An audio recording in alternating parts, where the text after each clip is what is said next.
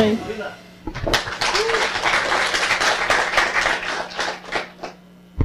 Primeiro, desculpa, porque vai ser muita teoria e muita coisa, tipo, vocês estavam rindo e um monte de código, e aqui é, tipo, teoria, teoria, teoria, então espero que vocês não voltem tristes para casa por causa disso. Bom, eu vou falar um pouco de expressões condicionais com cálculo lambda. Eu sou a Marina, eu trabalho como engenheira lá no Nubank, e o meu Twitter está aqui, mas Marina Limeira é mais fácil de pesquisa e pronto. Bom, falar de funções lambda. Primeiro, cálculo lambda é a base de programação funcional. Então, a gente tem a nossa lá, programação imperativa, que é na von Neumann, sei lá. É baseada em alguma coisa e cálculo lambda é baseada em cálculo lambda. Em programação funcional é baseada em cálculo lambda. Foi mal. Então, quando a gente fala de funções lambdas, isso daqui é uma função lambda. Então, sempre procede do lambda, o que tem depois do lambda é o argumento, e tem um pontinho lá para separar o argumento do corpo, e ali tem um retorno. Então, aqui, apresentando para vocês uma função lambda, e a gente pode nomear essas funções. Eu vou explicar depois como é que elas funcionam. E a gente usa o def, então a gente consegue nomear funções lambdas com def, alguma coisa, aquilo. Essa função é a função identidade porque ela vai receber alguma coisa e retorna ela mesma. Se a gente pensar em termos de JavaScript, a gente tem uma função, function, identidade, que recebe x, retorna x, e sucesso. Temos aqui a nossa primeira função. E para fazer a aplicação, a gente chama o nome da função e passa o argumento. Então, vocês viram em Elm e algumas coisinhas que passa parênteses. Lisp é 100% daqui essa linguagem, essa sintaxe, Clojure também. Então, quando você quer passar um argumento para a função, só não passa aqui e passa aqui, que sucesso, vocês estão aplicando uma função. Então, se eu quiser passar a função identidade para a função identidade, que eu posso fazer isso porque em programação funcional a gente tem funções com valores. Então, você pode passar uma função para a função e tudo funciona. E, bom, aí eu posso aqui, algumas coisas aqui vocês descobrem. Cadê o pontinho? Eu não sei onde é o pontinho. Não, ignora. Eu vou usar o cursor. Então, isso daqui é substituição em cálculo lambda.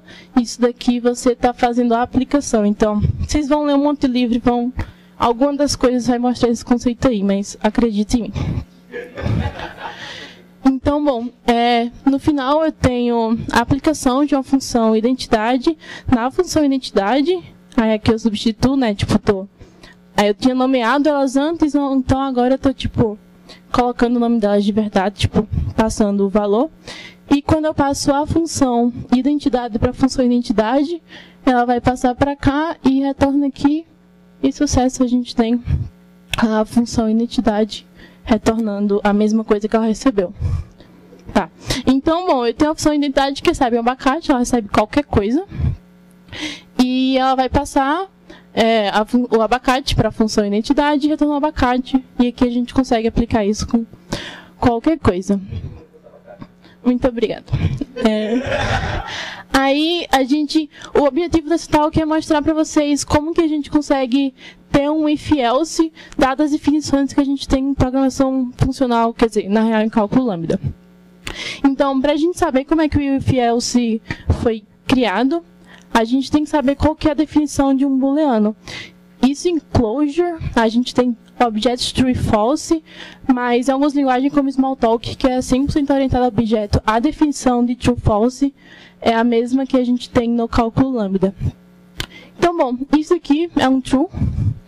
Se a gente for tentar entender o que... Eu vou voltar para o modo que não tem mais abacate.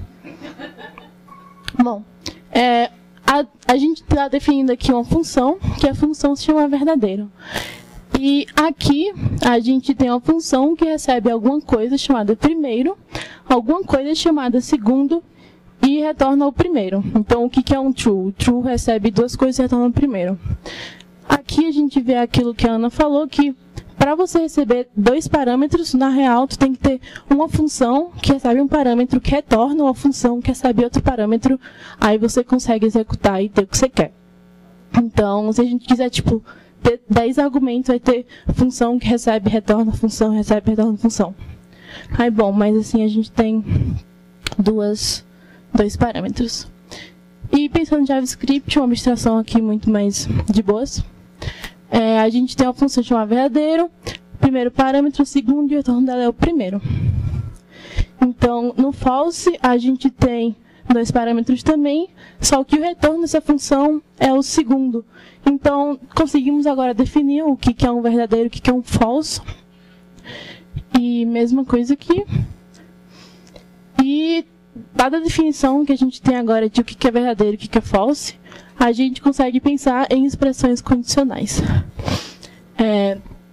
Primeiro a gente pode lembrar e ver o que é um ternário, que a gente tem uma condição, aí se for verdadeiro retorna esse, se for falso retorna aquele, que é o último.